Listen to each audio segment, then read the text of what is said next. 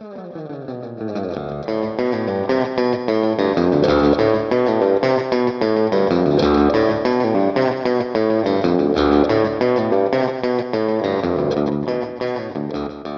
and welcome to Woman Inherits the Earth, a mother-daughter podcast about the representation of women in movies and television. I am Tess Adair, a writer and the author of the paranormal mystery series The Karanzan Chronicles, and Beth's daughter. And I am Beth Von Barron, Tessa's mother and also a writer. In this podcast, we talk about movies and television that feature women as the leading characters or where the story focuses on women or women's issues. Our discussions will also touch on roles available to women, how men have dominated the film industry since its beginnings, and whether or not that is changing. Or maybe, given the last few films we've discussed, we should add, and we specialize in films by Asian women. And that's a joke, but we have actually done several films now with Asian directors and Asian women in the leading roles. Anyway. Hey, look, it's not our fault that Asian women are making all the best movies, all right? Great movies. Yes, they're doing a great job. So today we are discussing The Farewell. The movie was made in 2019 with a running time of 1 hour and 40 minutes, directed by Lulu Wang. She says Wang in the interview that we saw with her, so I think it's a long A. Yeah, I think that is very common for actual Chinese names. What we read as Wang is often pronounced Wong. So it was written and directed by Lulu Wang. It's an A24 production, which seems to be a company producing a lot of the films that we watch and like. And it is in Mandarin and English with subtitles, and stars, for the most part, Awkwafina. There are other actors too, and we can talk about them. She's the main star. She was born Nora Lum is her birth name. Yeah. She's known professionally as Awkwafina. You just looked her up. She's an American actress, rapper, and comedian. She rose to prominence in 2012 when her rap song "My Vag" became popular on YouTube. I did not know that. I know. She then released her debut album, Yellow Ranger, and appeared on the MTV comedy series, Girl Code. And we first became aware of her, I think, as a stand-up comedian, right? I think I actually first became aware of her because of this movie. Okay. Because I saw this movie when it was out in theaters in 2019, and I think some of my friends knew her from her stand-up or some previous work. Because rapping. I don't remember who it was, but I remember one of my friends was really excited that Awkwafina was going to be in the movie, and I was like, oh, I've never heard of her. And then we went and saw the movie, and I was like, wow, she's fantastic. I've seen her too in a couple other things, but the one I really like her. I think she's an interesting great actress. And she was in the movie with Sandra Oh called Quiz Lady. Quiz Lady, yes. Yeah, Awkwafina plays Billy, who is, she was born in China, but her parents moved to the U.S. when she was 6. And the kind of instigating incident of the film is that they find out that her grandmother, her Nai, as they call her, has terminal lung cancer. And she finds out from her parents, who initially are kind of weird about telling her. Like, she comes over to their house and they're both really upset and they won't tell her why, and then eventually they admit to why, which is that Nai is dying, and they immediately tell her that they're not going to tell Nai. They are all, the whole family is kind of orchestrating this conspiracy to keep Nai from learning the truth. Well, and they've organized a fake wedding to have an excuse for everyone. We think it's fake. It's kind of implied that it's fake, but they never actually say it. I mean, Billy calls it a fake wedding a couple of times. She does, but I don't think that they actually, and anybody else does. That's just her thinking about it. I'm not sure, but my impression is that it's not a real wedding because it's her cousin.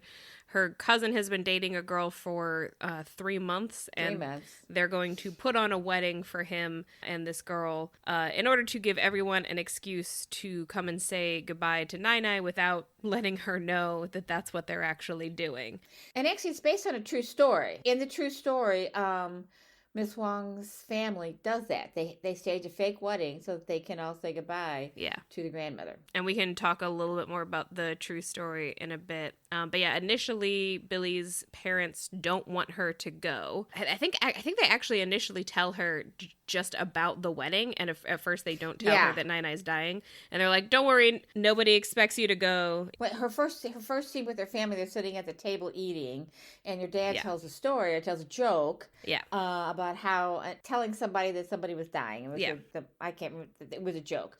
Then they tell her that they are leaving the next morning to go to China for a wedding. For Hi. Is that his name? I think it's How, but I don't know that's... How. That's it. Yeah. But then it's later that she goes into their bedroom, and her dad is sitting on the bed with his head bowed, and you can just see that he's very upset. He's very upset. And her mother is very straight faced. Her mother is always straight faced, and we later on will talk about how she talks about how she is not as emotional as the rest of the family is. But they're really going to China to say goodbye to his mother. His mother, Nai. Yeah. So she wants to go even when she thinks it's just a wedding because it's her only cousin. Because we are talking about China, and it does seem like in this family, at least the most two recent generations have all only had one kid. So she's just got the one cousin. That actually brings up a question about their one-child policy that we can talk about in a minute, because there's some inconsistencies in the film or things I have questions about. Well, I think the older generations have more than one kid. Yeah, so when she's asking, though, should I come, I think it's because she's just found out that she did not get the Guggenheim Fellowship that she wanted. Mm-hmm.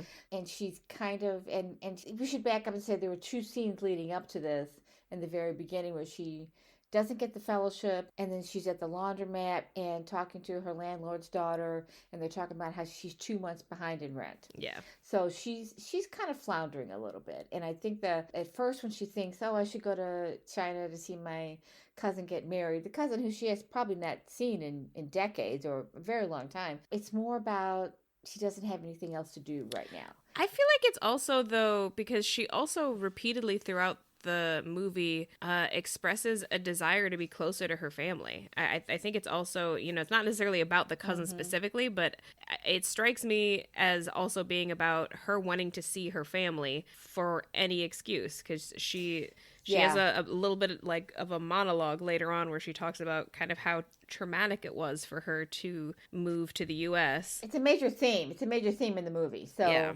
I think the title ties into it. So she, and we might as well just get into it without going into scenes and whatever, because we'll just bring those up as we talk.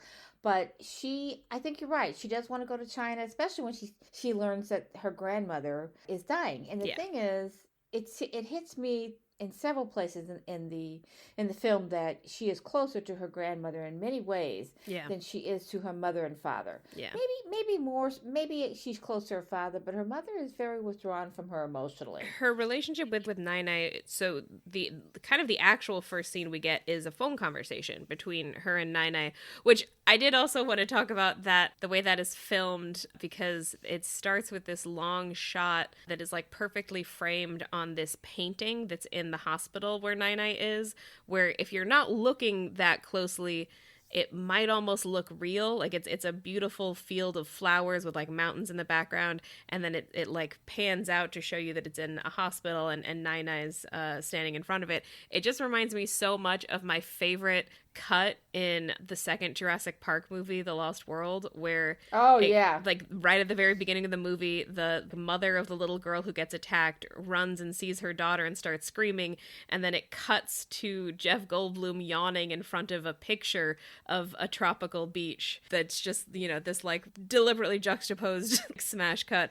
but part of what's happening in that cut is he's standing in front of a picture of a tropical beach, and it's almost like it's real. Anyway, that really reminded me of that scene. shot. It's a great opening. Yeah, it's great. But yeah, so in that scene, she's talking to Nai, and you can tell from their conversation that it's a very loving relationship. It's what's interesting about their conversation is that they're both lying to each other, but in this way that's clearly meant to protect the other person, and it's done out of affection, which of course sets us up for the whole movie where everyone's lying to Nai in order to protect her. They have a very special and affectionate relationship, and you can feel the affection even when they're just on the phone with each other. It's the words they use with each other, how they're both of them smiling while they're talking. You don't get that between her and her mother very often. I like the character of her mother. I completely understand that character, but Nine is a little too. There's no holds barred with Yes. Nine. She says what she thinks. Yeah. And she's very open. She's very emotional. She doesn't. I don't think we ever see her cry, but we No. see her laugh. She just doesn't have any boundaries. And this film really portrays Chinese people as being not having boundaries, being very emotional, crying a lot. They talk a lot about how people are crying, and there are scenes in it when people are crying, not necessarily in relation to the fact that the grandmother's dying, but there's a lot of crying, and they talk about that. And it's like, I guess I had an image of Chinese people as being so stoic, and the filmmaker is successful in showing that Chinese people are very emotional. Yeah. And I thought that was one of the most wonderful things about this film. But were they going to leave and go to China and not tell her that that her grandmother's dying? I think they Were were, you yeah. really going to do that? I think that was their plan. So she gets it out of them. And the reason they don't want her to go is because they're afraid she will not be able to disguise it. Yeah, to disguise her emotions. Feelings, because she's an emotional person, and she's not only a Chinese person, she's an emotional American person. Because she's both truly Chinese and American, having moved here when she was 6 years old. She has embraced being an American. Yeah. But she feels her Chinese roots very strongly.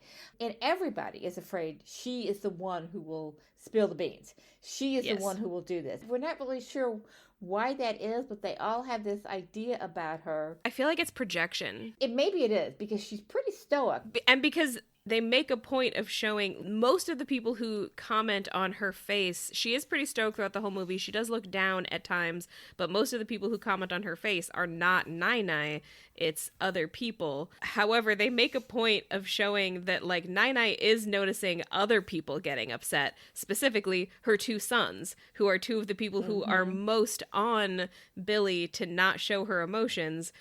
So Billy's father and uncle, hold on, I've got her father is Haiyan and her uncle is Haibin. And they're both drinking heavily. Yes. And apparently they both have had drinking problems in the past and are not supposed to drink. Yes. And in fact, Billy's father has some kidney problems. Yes, he's not supposed to drink anymore, yeah. Yeah. So she does notice all that. Nai at one point notices that Haiyan's face is like all puffy and she thinks that he's getting sick, but like it's clearly because he's been crying. And then it's her, Billy's uncle Haibin, who like at the wedding completely falls apart and like sobs in front of everyone when he's supposed to be giving this speech for the wedding. But he instead ends up talking about his mother and just like totally loses it. Which is appropriate for a wedding where his son is getting married. Yes. So they talk about, I mean, they can pull it off because, well, she's just going to think that I'm crying because my son is getting married. So yeah, it's just a very interesting family dynamic. Yeah. And how the men are so emotional. We don't really see much with the aunt. So first of all, let me just back up a little bit here and say that Nai has two children. Yes. She has two sons, and they seem to be about, the actors actually are in their 60s. Who they're supposed to be portraying, I'm not sure what the age, probably 50s, mid to upper 50s, because she's 30 in the movie. Billy is, Aquafina. Yeah, she's 30. Yeah. And so her parents are probably at least 50, 55, somewhere in there. So I guess I need to look and see, when did the One China policy? It started in 1980. Okay, see, I've lived with this my entire life. I assumed it went back further than that. But started in 1980, so it was possible for her to have two children, and yet those two children only have one children because they didn't end it until 2016. So yeah, and I believe they ended it because it has resulted in a really gender imbalanced population. There are way more boys than girls because essentially most families prefer boys, so they would like abort and or get rid of. It's hard to know, like, there are plenty of like horror stories that come out about other countries and you have no way of verifying them, so I don't know what stories are true, but my understanding is that there are more men now than women, probably because of aborting, female fetuses. Anyway, I did want to say the guy who plays Billy's father, apparently it's pronounced Tai Ma. That actor is in like everything. It's so funny because it's always such a small role that you like almost don't notice him, but as soon as I saw him I was like, oh. But he's very familiar. He's in Arrival, which we might end up covering for the podcast. He's currently in the CW's Kung Fu. I didn't even realize they had a current version of Kung Fu where he plays father of the show's heroine, Nikki Shen. So the current Kung Fu hero is a woman. Now I feel like I have to watch that. So yeah, it's Tai Ma, and he is 61, and he's been acting since about 1980. Yeah. He's got tons of roles. I mean, you could scroll through his IMDb listing for an hour. While we're on some background information, I did have a couple of kind of behind the scenes things that I wanted to talk about. So first of all, to get this negative thing out of the way, I'm going to read a little bit from Lulu Wang's Wikipedia page. After its Sundance premiere, numerous publications listed The Farewell as a standout at the festival, including Variety, Thrillist, and Rolling Stone. Despite being an award-winning film now, Lulu Wang struggled with American financiers when pitching the movie The Farewell. It was suggested to Wang that she add a prominent white character into her movie and switch the genre of the movie from drama to comedy.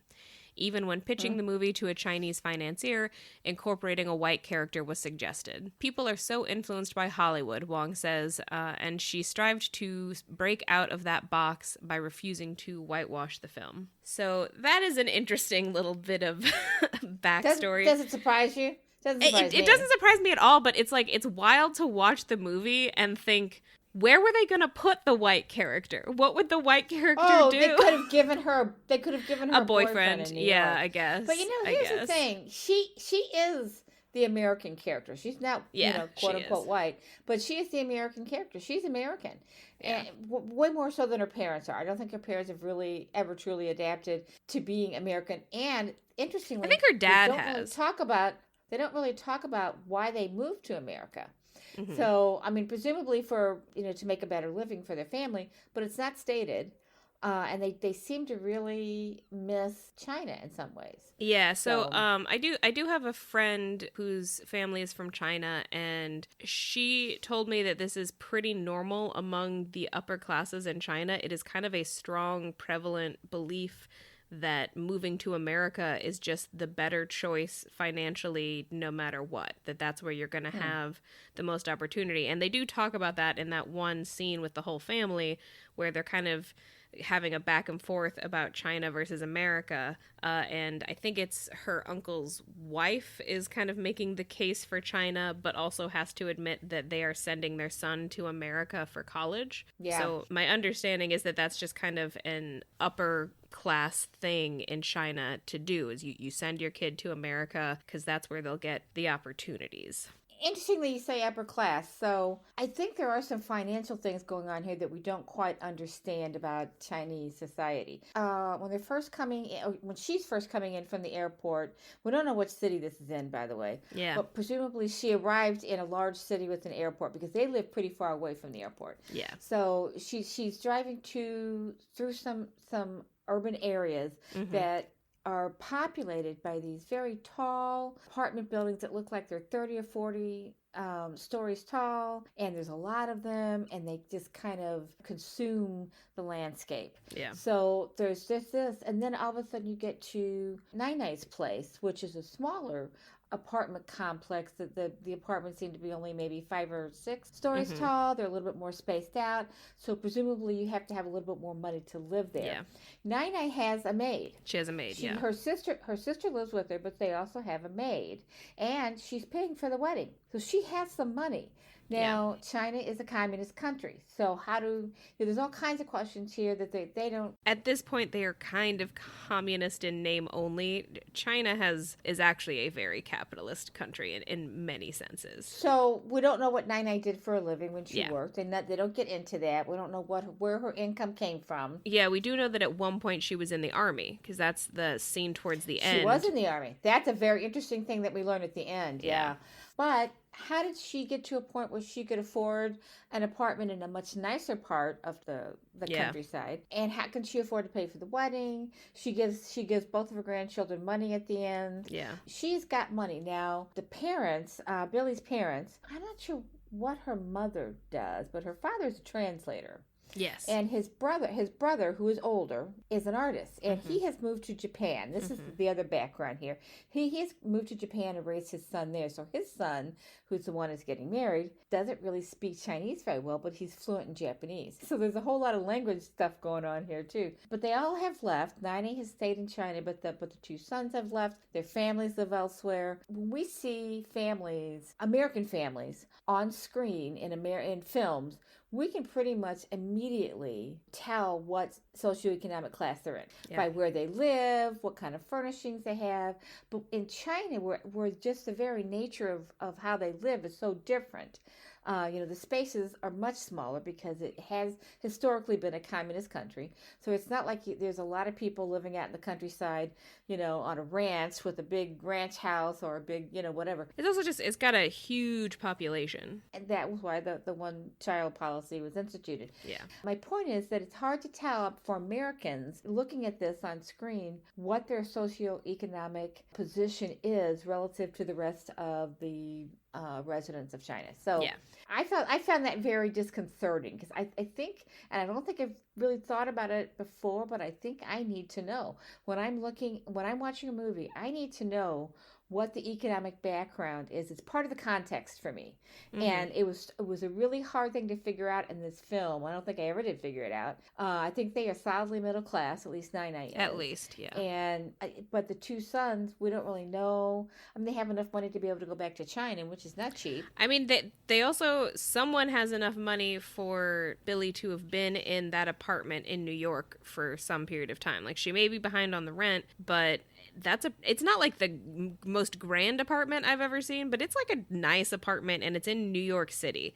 So someone has to have paid for that apartment up until now. There are no cheap apartments in New York City. Yeah. So yeah, she's definitely, and she's behind on rent, and we don't know. She has been, there is a scene where she's talking to somebody on the street who's handing out flyers trying to get her to sign up for something. Yes. And she admits to her, I know what you're doing because I've done that job. I don't do it now. I quit or something like that, but she did do it. She got fired. She got fired. She has had jobs like that, so she has supported herself. But her parents, there's one shot of her parents' home in the very beginning of the movie, and it is a 2 or 3 story home in what looks to be like Brooklyn or something. I think they live in Brooklyn.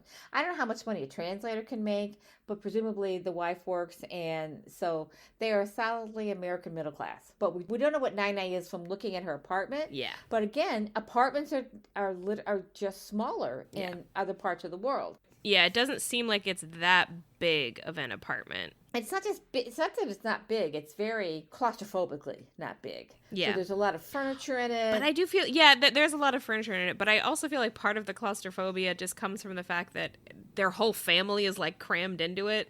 Their whole like extended family is crammed into it in like every scene. They all go to a hotel. Yeah. And that's a funny scene too. They all go to a hotel because they don't want to. She actually says, "Can I stay here with Nine?" And part of that is probably because she's broke and she doesn't want to pay for a hotel room. Presumably she has to pay for it. But also I think she just really wants to be close to her grandmother. Yeah. Who, if she's dying, I want to be here. She doesn't say that, but they all say, "No, we're all at this hotel." So then her uncle walks her to the hotel, and it's kind of funny in 2 parts because they're walking through this very urban area, neighborhoods, and they're not well lit. There's a lot of commerce going on.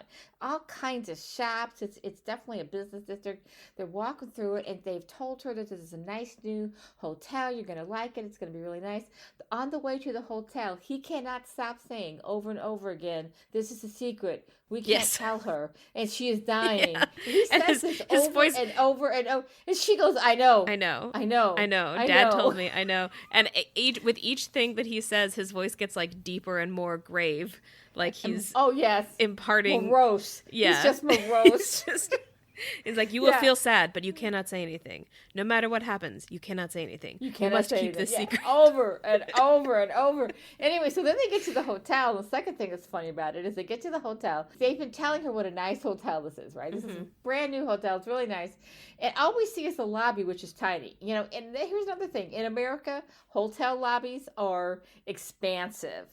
So even the cheapest hotels have pretty decent lobbies. It does depend, though, because in some big cities in America, that's not always true, because I stayed in a pretty nice hotel in San Francisco, and the lobby was the size of a postage stamp. However, they had free drinks every night at 5. You just had to stand there to drink them. Chicago has a similar situation. If you have a densely populated downtown area and they squeeze these hotels in, they don't have a lot of space. They build up instead of out, so there's not a lot of lobby space. So you're right about that. But that's not what this was. No. This was just, this is just China. This is just China does things differently. So it's a very tiny lobby space, and they come in and they get her checked in, and the guy checking her in immediately says the elevator's broken. Now, mind you, this is a very tall hotel, just like the other buildings, very tall. So it's broken, and her uncle, who has walked her there, doesn't want to walk up the stairs. So he says, "You're okay, right? They can take care of you." And she said, "Yeah, I'll be fine. I'm fine." He leaves. And before the front desk clerk, before he can walk her up the stairs, another group of people comes in, and it is a party group. So it's like 2 or 3 older men and 2 or 3 younger women in scantily clad, and you can just tell that they're going to have a party. I think the implication is that the women are prostitutes. I did want to say that. But there's a scene where you see them but later. That is the implication. Yeah, there's a scene where you see them later, which is the only reason that I say it. There's a scene later where Billy like walks past their open door and they're playing like strip poker or something. Yeah, they're gambling, that's for sure. And and the women are scantily clad. So so she stands there and watches these people walk in, start walking up the stairs. And so there's 2 things. First of all, the elevator isn't working. Secondly, you've got prostitutes coming in here. Is this really a nice hotel? Yeah. Yeah.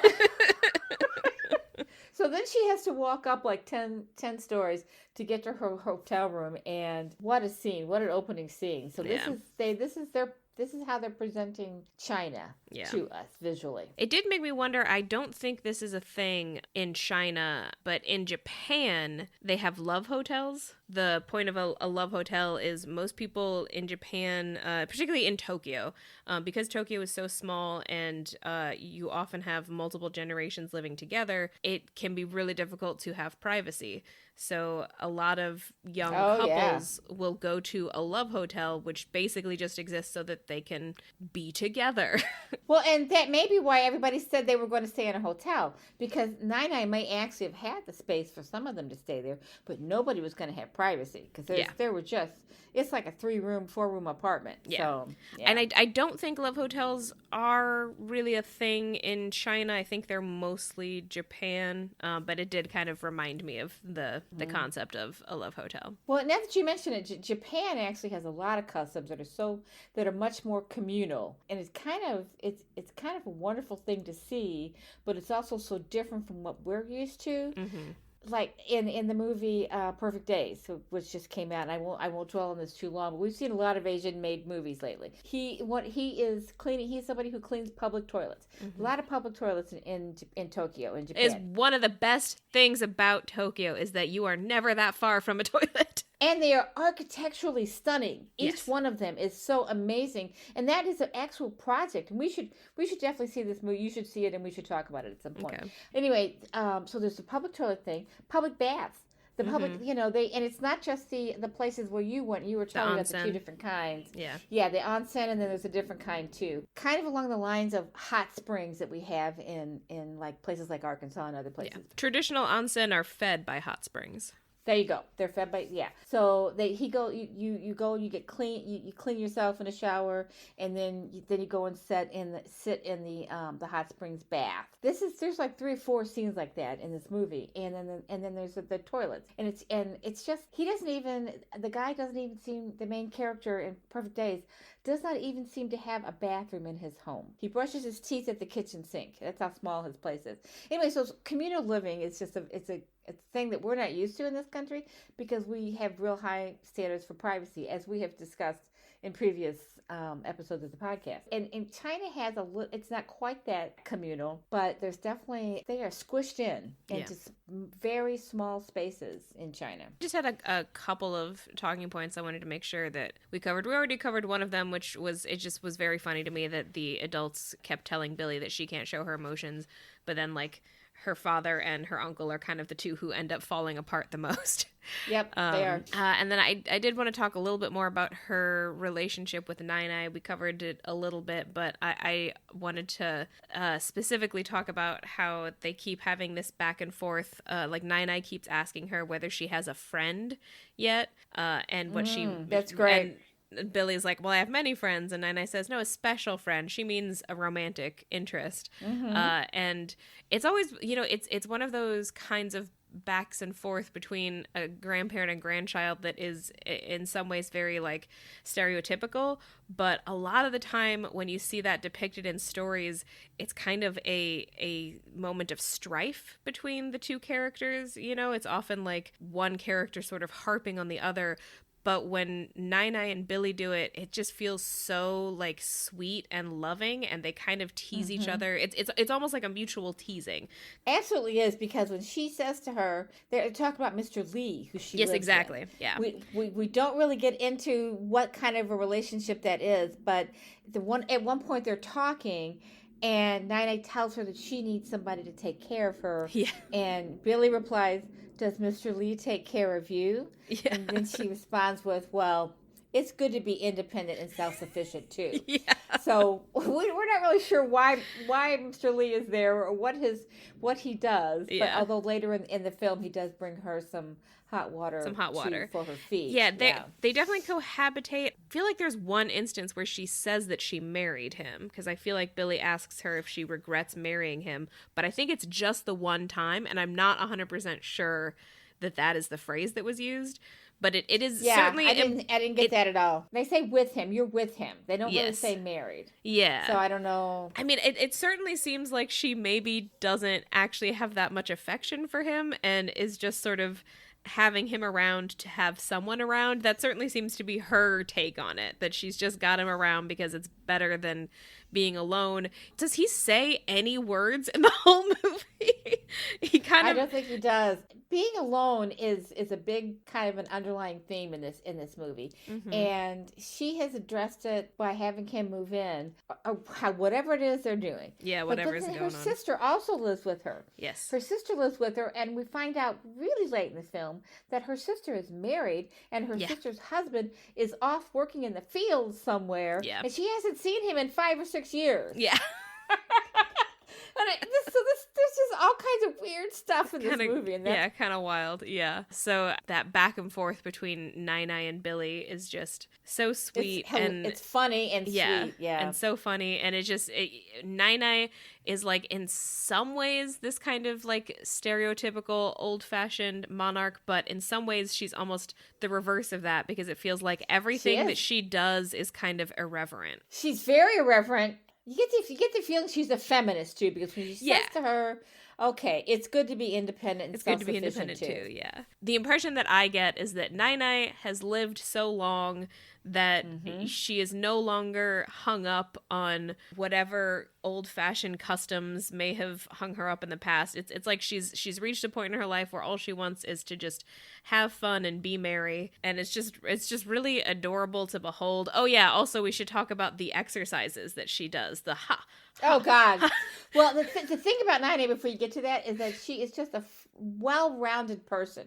You can tell that, and I don't know how to express this except that she is the focal point of this movie. Yes. Awkwafina may be the star. Actually, when you look at IMDb, Nai's the actress who plays her is the star. She's got the starring role. She's the first person listed. She's the focal point of the movie, and she is so different from all of them. And it's like, you're the ancestor here to all these people, and none of them are like you except Awkwafina. Billy, she is like her. Yeah. So, and that may be why they're so connected, because her two sons, neither one of them are very much like her. Yeah.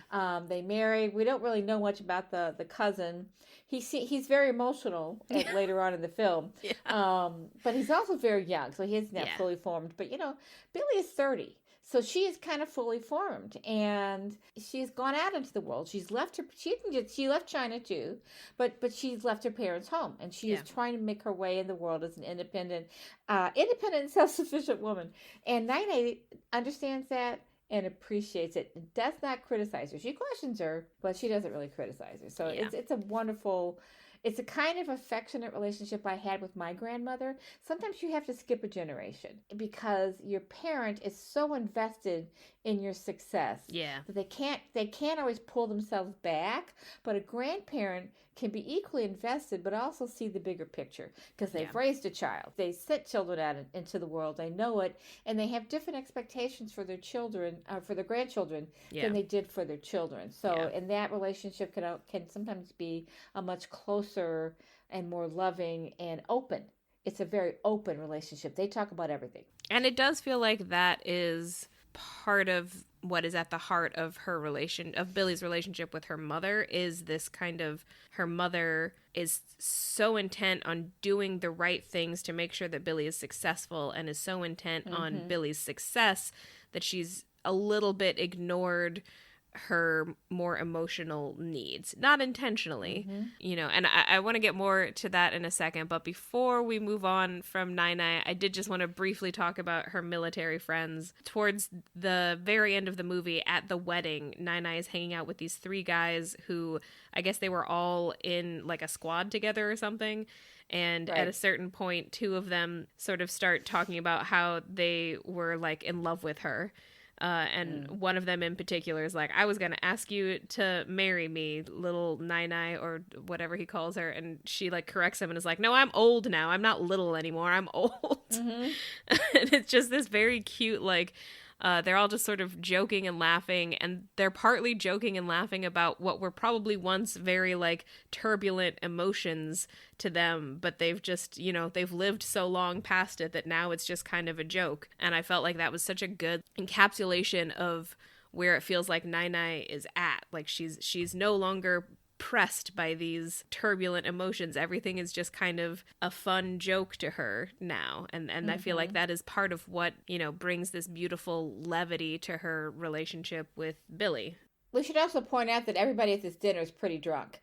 Yeah. They're drinking a lot. They're drinking So these a three lot. compatriots from the army are very drunk. Nai's not. She doesn't drink anything. But everybody, and I don't know that Billy does either, but everybody else is pretty drunk. So that's, and the wedding itself, the order of this makes no sense. And this is why we tend to think, even though I don't think they say it other than Billy, everybody else might be implied. It's just really confusing as to whether or not this is a real wedding or fake wedding. But if it's a real one, it really makes no sense. The order makes no sense. So there's no ceremony. We don't see a ceremony. They just get together, and none of them are very dressed up. Yeah, everyone is dressed so casually. Like, so casually. They're all wearing like t-shirts. And she's wearing a t-shirt and a skirt. Yeah. But, she being Billy. But the bride is wearing this blue dress, and I swear to God that in the previous scenes, that she's getting makeup, and I don't know, she's getting stuff done to her. She's in a wedding dress. We never see that wedding dress again. She's in this blue dress. So they're at this party. They have speeches.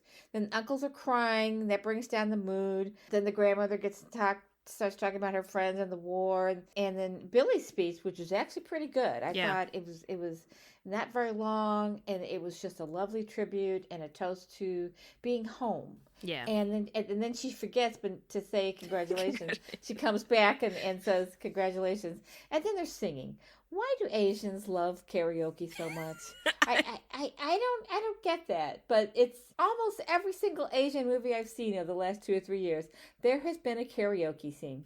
I think it was invented in Japan, wasn't it? Well, invented, quote unquote. In fact, the inventor of the first karaoke machine, a Japanese man, just died in the last couple of weeks.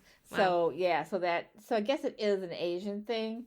I feel like the bigger question though is, why isn't it as big everywhere else? Because it's stupid. But it's so fun. The point is that it's stupid. It's so fun, and it's a good way to kind of break down your interpersonal barriers and sort of humble yourself enough to be able to enjoy yourself. Then that speaks to one of the themes of the movie, that these people are very emotional, very open with their emotions, and not afraid to be embarrassed. I think you're right. That's a very good part of it, a big part of it. So Nana's sister has lived apart from her husband for years. We find that out here. The opera opera singer gets everybody crying, and I swear to God, she's dressed in a Star Trek dress. Yeah. The dress she's wearing is like right out of a Star Trek uniform. It's just crazy.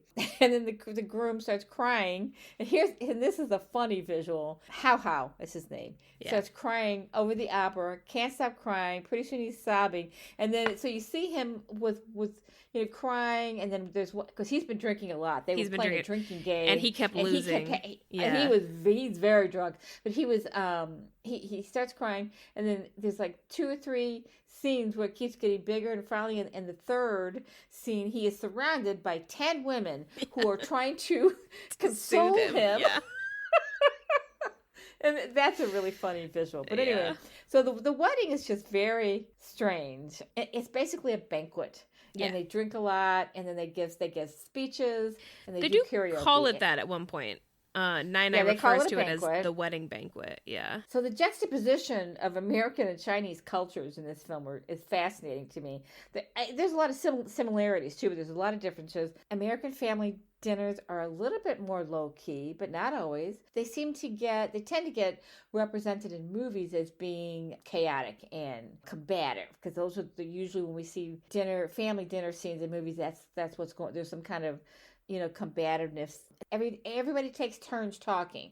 At the Chinese dinner, they're all talking at once. They're all eating at once, and it's like dim sum. Here we have dim sum here in this country, but that's what they have all the time. Everything's out on the table, and it's rotating. Yeah, and they just kind of take their sticks and take what they want as it comes by. Yeah. And that happens over and over again. There's 3 or 4 dinner scenes. One of them is the first one is in Nine apartment, but the last one is at the wedding, the banquet, and it's there too. They're doing the same thing. So that must be communal eating. That's how they do it. Yeah, I think it's pretty common. I feel like we would call that family style, because there are some restaurants there's some like Italian restaurants where you can go and order things quote unquote family style, and it means that you get like a bunch and everybody shares. But yeah, I think that is more common in China specifically. I'm not sure, it's not really as common in Japan, like that particular way of doing it. And there are at least 2 times, 2 shots where Nai is trying to feed Billy, and she picks up some kind of, like a bun of something, and shoves it in her face, and she has to take a bite out of it. Yeah. So food is very important, I think, to them, and that's how they share their culture with each other. And I think that's one of the big themes in this film. And I realize we probably need to start wrapping things up. But there's a scene where she talks about her grandfather. So Nai's husband. Oh yeah, I wanted to talk about this a little bit too. So the scene right before that is the back and forth between Billy and her mother, where her mother is lamenting that she doesn't like to display her emotions as much as a lot of their Chinese family does. It's an interesting back and forth, because I feel like on the one hand, what her mother is talking about is not wanting to display her emotions, but on the other hand, it is this moment of intense emotionality for her mother, where you can tell that she's just kind of being reminded of her own grief over her own father, because they're talking about that a little bit. She also doesn't entirely know what to do with Billy's grief, and I actually thought what she initially said to Billy seemed kind of rude and inaccurate, because she says something along the lines of, "What, do you want me to just scream and cry like you?" And I was just like, Billy has not screamed or cried for this whole movie. She just looks slightly sad, and this is apparently too much emotion for her mother to deal with. But I think it's kind of, it feels like part of what her mother is actually reacting to is maybe just being back in China, kind of being forced to confront this part of the culture that she's from, that she doesn't feel that comfortable with, and that she never felt like she fit into. And then she starts talking about the professional mourners, which is a thing in both China and Korea. I think we've talked about it a little bit, where you have these people who literally their job is, you hire them and they come to your funeral or whatever to cry, to show an excessive, like an extreme kind of scream crying that she's talking about. They cut while she's talking. They cut to a visual of them, somebody doing that. Yeah, Yeah, they directly and cut it's hilarious. to I mean, this. they don't mean it to be. It's not supposed to be funny, but the sudden cut to this woman screaming after the mother's just been describing this. Yes, It's kind of funny. and it's like, I feel like it's a very intentional cut, because if you didn't cut it that way, you might not know that that person is a professional. Like, you might think that that was a genuine outpour of emotion, no matter how extreme it is. But we have just had Billy's mother say, we even hire these professional mourners. It's so ridiculous. And then you cut to this incredibly overwrought scream crying that's happening while this woman is also holding the hand of a little child who is not crying at all. The child is just sort of like there. She doesn't necessarily seem like super happy, but it's this interesting shot of this woman having this like crazy emotion that we know is probably a show, and then she's also holding the hand of a child who like clearly doesn't fully understand what's going on. Well, and my immediate question in that moment was, why do you need professional mourners? People cry in China, so why do they need this? I think because I think it's a kind of like pride/respect thing. It's like the more it's sort of a show for other people. The more crying that happens at the funeral, the more the person was loved, and you want other people to know that you are kind of mourning appropriately. So just in case you don't quite cry enough, you can hire this person who will do the bulk of the crying. The intensity of your emotions. Okay. Yeah, exactly. And that's how you express that this person was loved, basically. The intensity of the loss. Yeah, that makes sense. And then they do go into she's at a funeral in the cemetery, which is very visually interesting to look at, because he's stacked with the gravestones are all tall and they're pushed really close together, and it's been it's the anniversary of the grandfather's passing. So and they go to celebrate him, and they call it something. It's some kind of ritual that they do, and I guess they don't do it every year. Maybe Night does it every year, but they're not always together at that time. So they all go together, and they have a meal there, and they give him a meal. Yes. And in fact, there's a line that I think is hilarious where Billy's father lights a cigarette for him, and Billy doesn't understand what's going on. She said, "Are you smoking?" And he says, "No, it's for him." And then somebody says, "Yeah, let the man smoke. He's already dead." I think first Nine says, "Don't give him a cigarette. He quit." And then the other son is like, "Let him have a cigarette. He's already dead. What worse could happen?" Yeah. So it's funny because so they give him food and they eat the food. So they're they have dishes. It's in dishes, and then they burn the dishes or something at the end. They burn. The thing that they're doing at the end is they're burning paper representations of goods that they want to send to him. I've heard of this before. So they have these little they have a little cardboard box that looks like a cell phone. It's been painted to look like a cell phone. So they burn that. That's right. That's right. Yes. Yeah. And they do and they refer to the paper jacket, burn the paper jacket so that he'll be warm. Yeah. So yeah, they've got a couple of paper representations of goods that when they burn them, it's meant to give to him. Yeah, one of them looks like an iPhone for sure. Yeah. Yes. So, and this whole scene kind of leads into, you're sitting here wondering why they put this in the movie, but I think it's a very important part of the movie. So it's after that, I don't know if it's the next scene, but it's pretty shortly after that, where we find out that when Billy's parents took her to America when she was 6 years old, she never got to see her grandfather again. She loved her grandfather. They had a very, just like she has with Nina, she had a very close relationship with him. And they took her to Billy to America, and they themselves went back a couple times to China, but they didn't take her with them. And one of those times was when her grandfather died, and they did not take her to China for the service for the funeral because they didn't think she could handle it. And she tells her mother, "You don't understand what that did to me. Yeah. When you took me to America, you took me away from everything I knew." And I loved my Lily was his name. I loved Lily, And he took me away from him, and I never saw him again. Yeah. It's like he just vanished. Yeah. He vanished from my life. And here I am in this strange country, and everybody I knew is gone. And she said it was a grief that she has never really worked through. Yeah. And she's come back to China a couple times, but I think the reason she decides to do it now is because I wrote down in my notes at some point, how can she afford to go to China when she can't even pay her rent? Yeah. And somebody says at some point, did you put this on a credit card? Yeah. But I think she decides it's important enough to her. She's at a point in her life where she needs to understand what happened to her, Yeah. what they did. And she wants to reconnect to her family that she has basically been disconnected from, except her grandmother. Grandmother calls her all the time, so she talks to her on the phone all the time. But the depth of her grief for losing not just her grandfather, but her whole life there, is something she has never dealt with.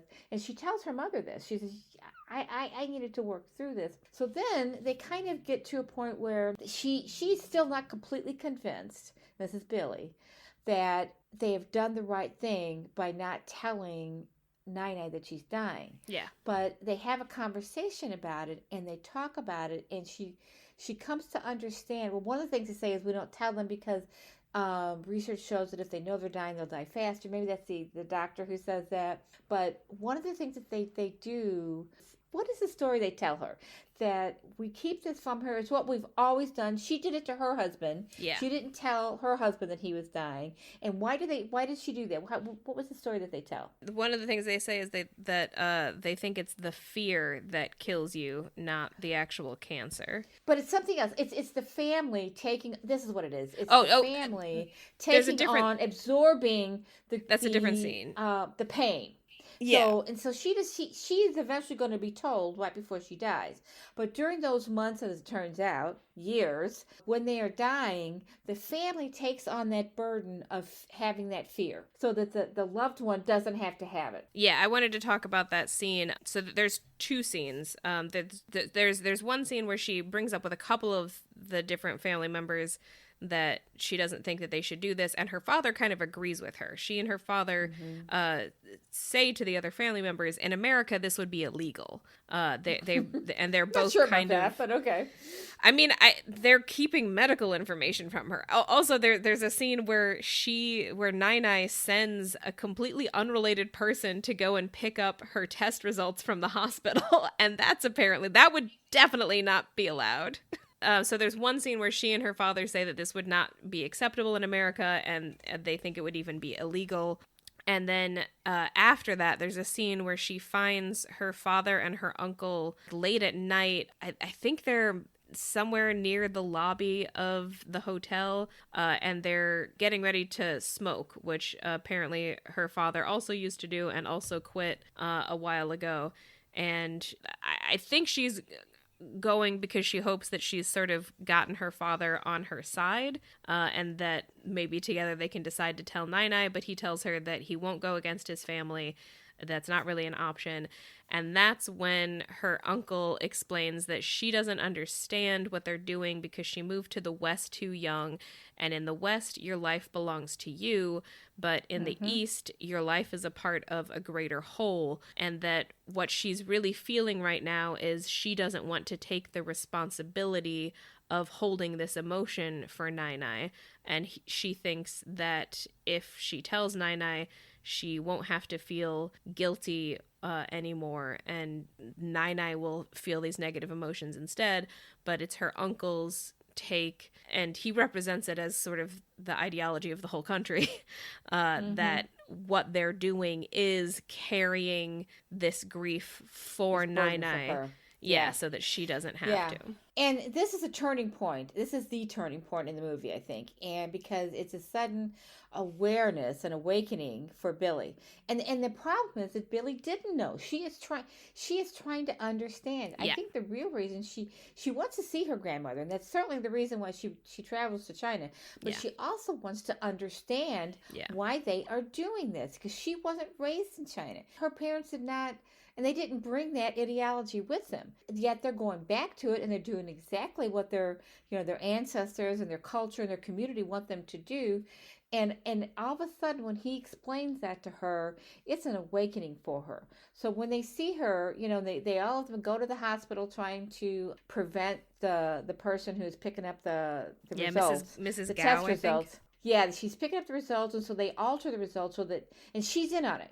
Yeah. They pull Billy in to help them. So Yeah. Billy gets to be a part of it, and they alter the results to keep the truth from Nai. Yeah. So altering that information alters Billy, because when they leave the hospital, it's a great visual, it's a great scene.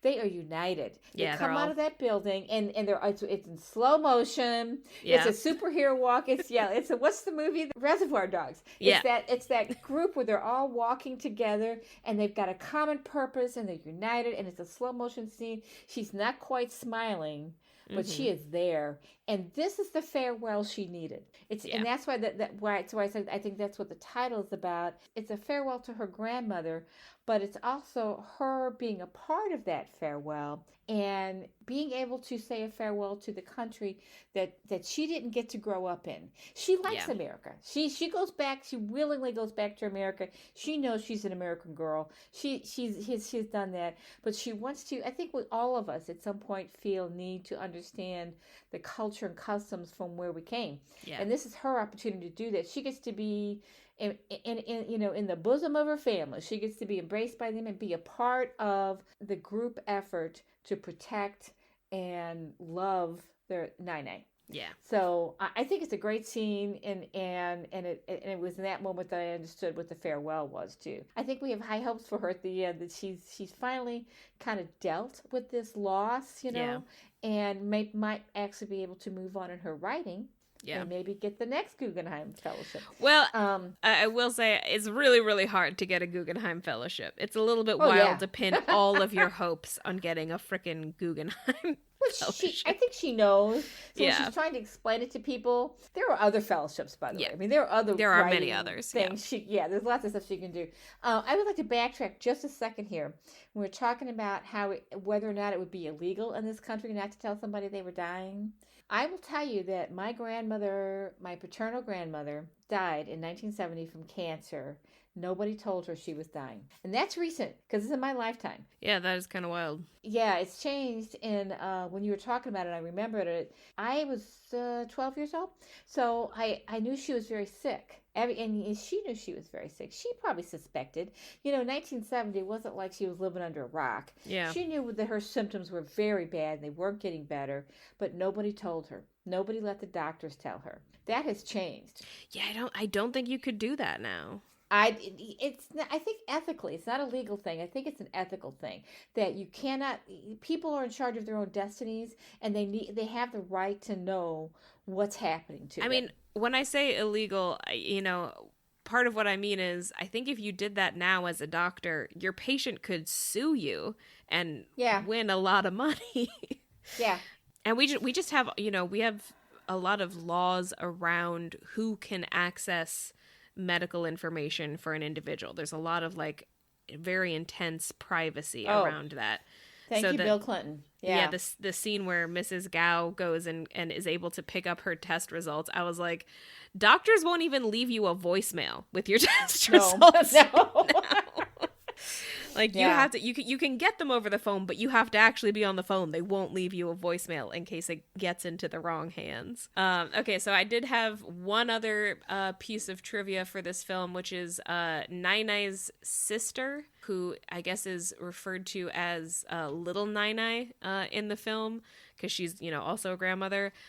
She's played by Lu Hong, who is Lulu Wang's actual great aunt. So she's playing herself, basically. Well, and in the interview that you sent me yesterday with Miss Wong, she talks about how her grandmother, they filmed this movie in the community where her grandmother lives, and her grandmother was on set a lot of the time. And by the way, at the end of the film, you find out, and spoilers, sorry people, that the grandmother's still alive. She's or at still least she alive, was yeah. when the film came out. She may have died since. Yeah, I tried to look it up and I could not confirm one way or the other if she's still alive to this day. But as of 2019, she was still alive, and it was She like was still 6 alive. years after her initial It was diagnosis. 6 years, yeah. Yeah. But her grandmother is on set. Yeah. In a lot of the scenes, she sees this being filmed, but she doesn't speak English, so she doesn't know what the film is actually about. And she does now, because and in fact, the coming out to her, the way she finds out that she has stage 4 lung cancer is because the New York Times is actually published in Chinese in China, and there was a front page story about Miss Wong and her film, and her grandmother saw it. Yeah, and in China, the title for the film is "Don't Tell Her" instead of Don't "The tell her." Farewell." So, Yes. yeah. Interestingly, so this film was overall a success, and it won a lot of awards. Also, in 2019, Barack Obama named it as one of his favorite movies of the year. But it did not do very well in China. It was considered a flop in China specifically. I wonder why. I mean, I do feel like it's very tailored for a kind of expat audience, and I do think that there are a couple of moments that you could interpret as being critical of China. Arguably, you could interpret the whole film as being critical of China, since it doesn't entirely co-sign the lying to Nai. Well, and that's a cultural difference, because in America, American filmmakers, American writers, American artists don't have any problem criticizing the culture or our government or anything like that. That's just part of that's what an artist does. So a filmmaker who grew up in America is not going to feel disinclined to criticize China. The criticisms that are in it are so mild. They're so I wouldn't really consider them criticisms. I would consider them, maybe interrogations. But, I do think that there is more sensitivity to that in the Chinese government, and a little bit more of a kind of, what's the term? Censorship. There's, in general, more censorship in China. But I will say, in America, it is true that any given filmmaker can totally make a very critical movie. However, if you're making a Marvel movie and you want the military to let you use your planes, you have to make the movie extremely pro-military. But there are a lot of underlying criticisms of American military might, in at least the ones with Iron Man. Pretty much just the first one. After the first one, the criticism is not really there. After the first one, it's a very pro-military machine. And Lulu Wang is in a relationship with Barry Jenkins, the director of Moonlight. Just, behind the scenes trivia. I think that's it. I think that's all I got for behind the scenes trivia. And I think we've also covered my main thoughts on the film. I have some themes I want to talk about. You know me, I like themes. I'm always looking for that in the movies. So one of the things that the uncle says when he's explaining this situation to her is, he said, you think one's life belongs to oneself. Yes. And that's a big difference in Chinese and American cultures, because in this country, we certainly think our lives belong to ourselves. It doesn't mean that we're not going to take care of loved ones. We consider it a personal choice. You choose whether or not. It's a choice. It's not demanded. It's not demanded of us by culture, and we have systems, some systems in place. We probably need more to care for the elderly and the disabled and people who are very sick. So one of my questions is not telling her that she's dying too much of an emotional burden for the people around her, and I think it was. It's the two sons are drinking heavily in the film. Yeah. And her father at one point says that he's not sure, but again, her father left China. So he would be open to that. So I'm not, or does she think her grandmother deserves to know so she can make the most of the rest of her days? And to me, that's a really important point. And that is something that they don't ask. At all. Nobody asked that question. Billy does say at one point, well, don't you think she's going to want to wrap things up, take care of the details and everything? And somebody says, we'll do that. We'll take care of that. But what if she wants to go to Italy? What if she wants to go see Venice? What if there are things on her bucket list that she'd like to do? I will say, I think it would be different if she were a really young person, but she does know how old she is. She knows that she is closer to the end of her life than the beginning of it, barring like a medical miracle. Assuming that she's in her 80s. I'm not really sure how old she's supposed to be, but assuming that she's at least in her 80s, she probably knows that, she doesn't have another 80 years left. There still might be some things that she would like to do before she dies. And as it turns out, she lives another 6 years at least. So there is time. But she's not going to do those things if you don't tell her. I don't disagree, but she does know that she's old. She does know that she might not have that much time left. If she wants to do those things, she does know that there is a timetable. Like, she doesn't know how short the timetable is. Except that she is very healthy in every other way. She's got a That's cough. true. She doesn't really look sick. She doesn't act sick. She's very healthy, and she may not be thinking in those terms. And she's it's very easy to convince her that it's just that she had a bad cold, or maybe a little bit of pneumonia. It's not even, they don't have any difficulty convincing her of that at all. You're young, so you may not understand this, but when you get older, people who are older don't sit around all the time thinking about how, well, I'm going to die pretty soon anyway. That's not what I'm saying. Well, but that's what it sounds like, and I think that's what they're thinking too. I mean, I really think that's a legitimate thing to bring up, because I think they are thinking that must be what she's old anyway. So why should we tell her? Well, because she's a very young old. This woman is vivacious. She's out there. You were talking about the ha stuff.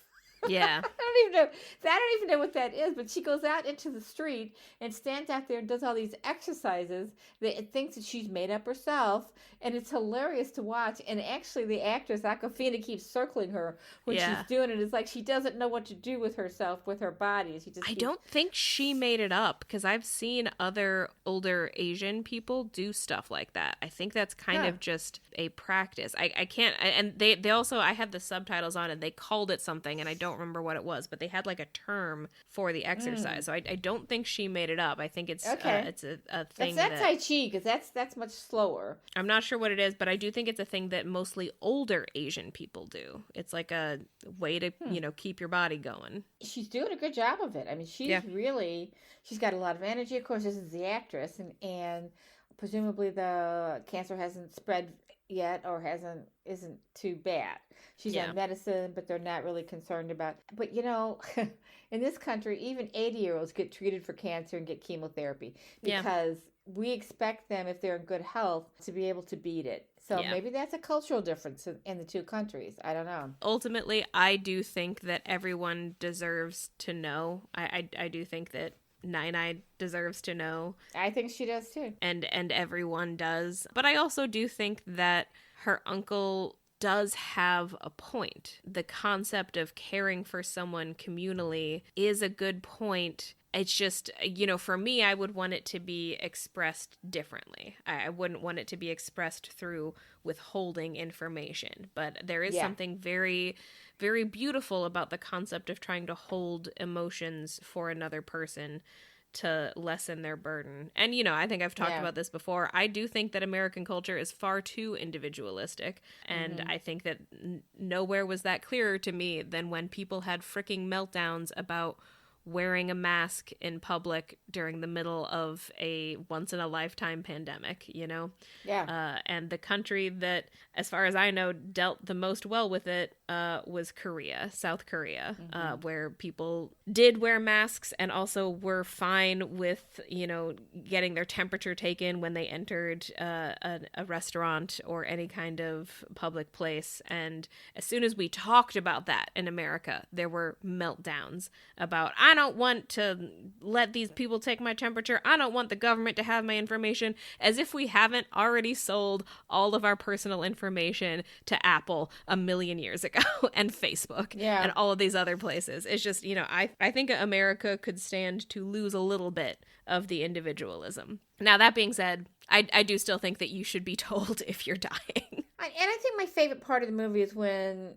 Billy tells her mother that when they moved to America, she was confused and scared because they didn't tell her what was going on. Yeah. And her mother looked scared all the time. Her old life in China is gone. It had been slipping away ever since they moved. So this farewell is to that life to her grandfather, their home, their neighborhood. She can't even, she places that she remembers that were in the neighborhood no longer exist. They take a drive and they see that. And now she has to say farewell to her grandmother. And then that scene where they're walking out of the hospital with the fake test results, that she is now in on the secret. She's given her tacit approval to that custom that would not fly in America. And that is juxtaposed with just a few minutes later when she's back home and she's walking down a street in New York surrounded by Americans, and she's stopping and she smiles because it feels familiar to her, and yet nobody is part of her group. She's very isolated. She's in a group. She's isolated in the middle of a bunch of people. And then she stops and says, "Ha!" And it's a great scene. She's doing the thing that her grandmother does, and then they immediately cut to the birds in the tree in China, flying out of the tree as if in response. Yeah, to as her if it was saying this, so loud. Yeah. So loud that they heard China. it there. And that's another thing. There's a lot of stuff in this movie that we don't have time to get into, but shadows and light. They mention shadows and light a lot. We see birds everywhere. I mean, it's not just the birds in the tree, but when she's in her apartment in the very beginning, a bird gets in. She's trying to get it to go out, and the same thing happens in her hotel room. So there are birds everywhere, and there's the light and the conversations about light and dark. All right, so now we're gonna wrap up. It's time for us to talk about our hottest takes. These can be our most controversial or provocative opinions, or maybe just our weirdest opinions. So, what is your hottest take on this movie? Yeah, it's not really a hot take, but I love the two songs that they used at the end of the movie. So they finish in the car ride to the airport, and this is how we know that she lives pretty far away from the airport. So maybe there aren't that many airports, but they finish with they're in a cab, and the parents are sleeping. She's not. She's sitting there watching China go by as they drive. And the song that comes on is a Leonard Cohen song. It's called "Come Healing," but it's sung by Elena Boynton in a choir. And it's a song about healing. So the family coming together one last time allows them to heal, even if they know in the long run they're going to lose their grandmother. And in some weird way to us culturally, that shared experience and agreement to not tell her the truth allows them to reaffirm their love for each other, their family ties, their commitment to each other, and that is their healing. So the song that comes on, and it's just a beautiful, beautiful song. It's probably one of the best ones he ever wrote. He's actually got a version of it that he sings too, but this one is Elena Boynton. And one of the lyrics is, "The heart beneath is teaching to the broken heart above." That's the penitential hymn. It's just a beautiful song. And then that finishes, she goes home, the credits roll, and the next song that comes up is "Without You," which is a song that was not written by Harry Nilsson, but was made famous by him. But it's being sung I think it's being sung in Chinese at first, and then it moves into English, and then it moves into a laughter in the background where you realize, oh, this is recording of a karaoke singing of this song. So he goes from what I think is Chinese to English, and then they weave in the karaoke version of it. So they bring all that together. And the interesting thing to me is that these two songs are both in my playlist. Not by, I've got the Harry Nilsson version in my playlist, but I've also got the Elena Boynton version of "Come Healing." It's just such a beautiful song. So I think they ended the movie with two perfectly selected songs. And that's my only hot take. Yeah, I guess my hot take is kind of what I already said, which is that I think America could stand to be a little less individualistic. That's probably my hottest take coming away from this. You mean we could learn from the Chinese? Yeah.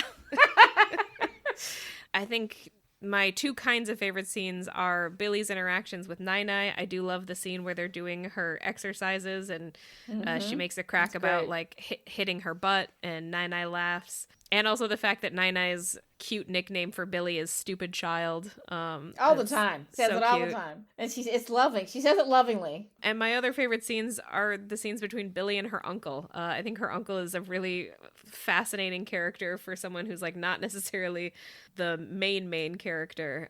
Just the juxtaposition of him repeating, "You cannot tell the secret. No matter what, you cannot tell."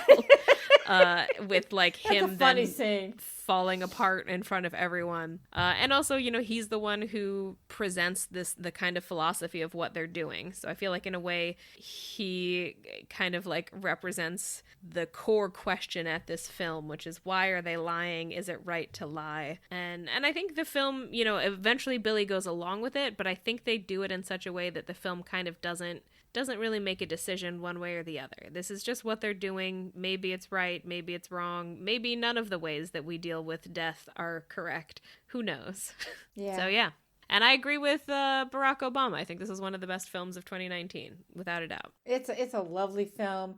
You know, it's a film about sorrow and grief and how different cultures deal with that.